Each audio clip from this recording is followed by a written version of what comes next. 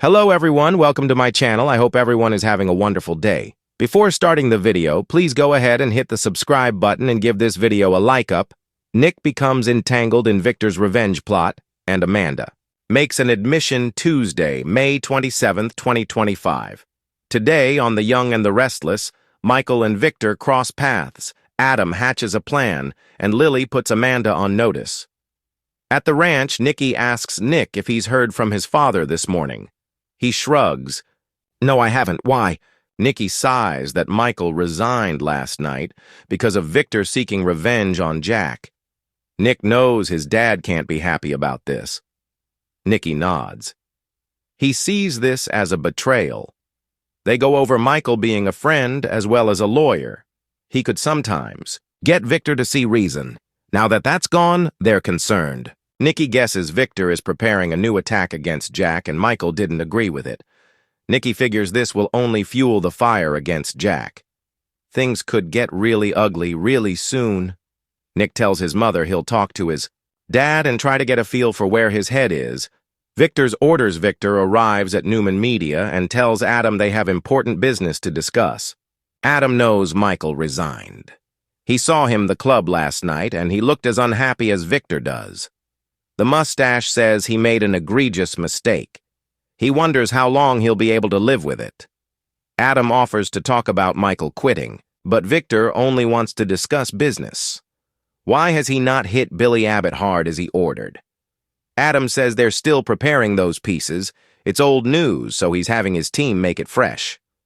"I have this covered." Victor asks if he's trying to put one over on him. Adam knows he's smarter than him. He's not trying to pull anything. Billy will soon be feeling the heat. Victor wants to believe him, but he's already expressed his resistance. He reminds his son he's not reporting to Chelsea. Perhaps he made a mistake making him head of the company. He wants Abbott Communications to be hit hard. "If you can't do it, I'll find someone who will." Adam asks if Victor is prepared to lose him and Michael all in 1 week. Victor respected Michael for looking him in the eye. If Adam does what he's promised, they will be all right. Chelsea appears in the doorway, and Victor urges her to help his son do what needs to be done. Victor leaves, and Chelsea notes the tension in the room. "What is Victor forcing you to do this time?" Adam tells Chelsea he's stalled as long as he can. Victor wants him to put out a smear campaign against Billy and Abbott Communications. Chelsea wonders if it's actually been her he's been stalling. Adam had another plan: to send Billy's shortcomings directly to Dumas. But Victor wouldn't. Go for it. Chelsea says of course he wouldn't. He wants to humiliate Billy. Adam warns if they don't do it, they'll both lose their jobs. Chelsea guesses her first day at Newman Media will be her last. Adam says it's just this one thing, but Chelsea argues it will never stop.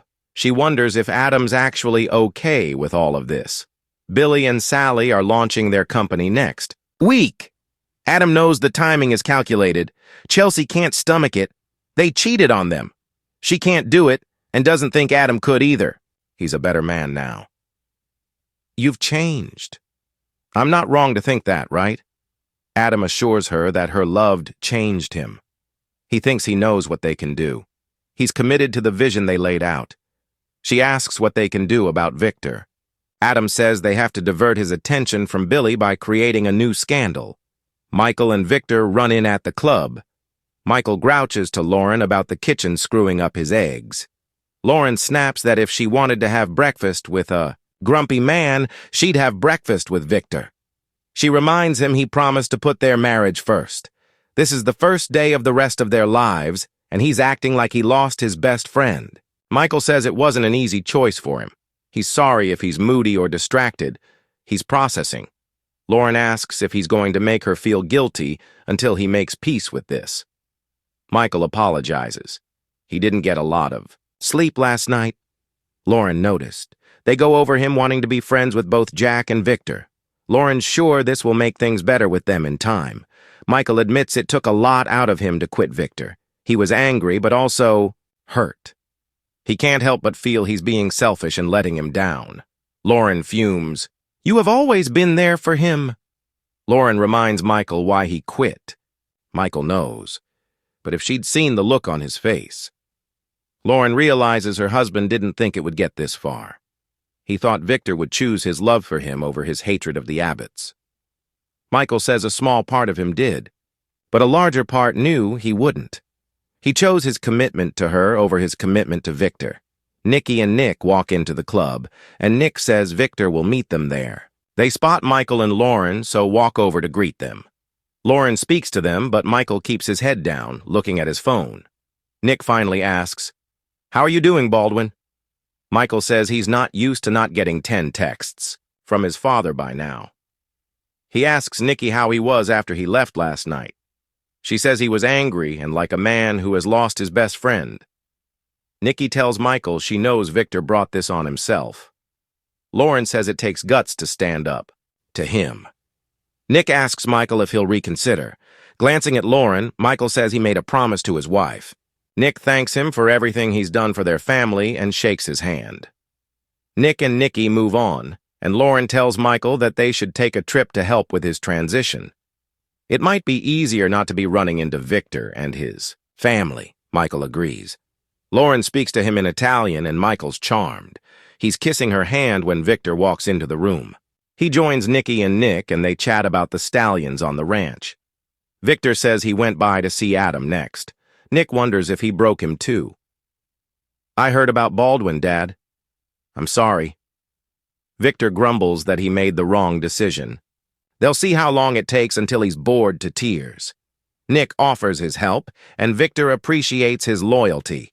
At Michael's table, Lauren notices him glance Victor's way and then attack his eggs with vigor.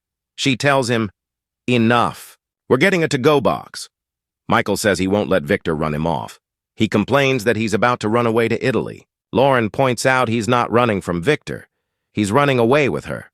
Michael vows to go live the dolce vita. Lauren notices Victor shooting death stares and wants to go confront him. Michael won't let her. He doesn't want Victor coming after them. Lauren isn't afraid of him. Michael can see that and reminds her they need to shift their focus from the mustache. Lauren agrees. They bicker as Michael worries that he shouldn't have quit. Who will stop Jack and Victor from killing each other? At Victor's table, Nikki announces a crisis at work and has to leave. Victor guesses she's leaving Nick to observe his mood. Nick concedes they're all worried about how he's taking this. Victor will protect his family against all enemies without Michael's help. Nick guesses he's planning a two-front war against Jack and Dumas. Victor nods yes, and he'll rely on Nick fulfilling his promise to help him out. Phyllis books. A flight Phyllis finds Amanda working in society, and they go over the run-in with Billy and Sally yesterday. The redhead wonders if she got Amanda curious about her plan to take over Chancellor, and her coming along for the ride. Amanda admits she's intrigued. Phyllis enthuses, "Let's start kicking butt and taking names." Amanda thinks Phyllis might be right about it being time for her to take on a new challenge. Phyllis says they'd make a spectacular new team. Amanda warns she's not the only one with her eye on Chancellor. Phyllis says her boss would just be backing them. Dumas would make millions off of them and stay anonymous and mysterious as he likes. "When can I meet him?" Amanda tells her she's going to D.C. this afternoon, and Phyllis wants to go with her to Dumas's office. There's no way he could possibly say no. Phyllis wants to stand in front of Dumas and pitch him, what's the worst that could happen? Amanda says he could kick her out and fire her. Phyllis is sure he'll be dazzled by her brilliance and confidence. Maybe he doesn't meet a lot of people, but she knows for certain he's never met someone like her. Phyllis has to pack her bags and will meet her at the airport. Amanda cautions, "Phyllis?" Just then, Lily comes in and asks Amanda where they stand on the meeting with Dumas. Amanda says he denied their request. Lily and Phyllis spar verbally until Amanda explains her boss keeps a low profile. Lily wonders why he'd worry about the integrity of Winters, but not sit down for a simple meeting. Amanda can only tell Lily what her boss tells her. She urges Lily not to take it personally. He doesn't like to show his face. Phyllis chimes in that he doesn't even show his face online.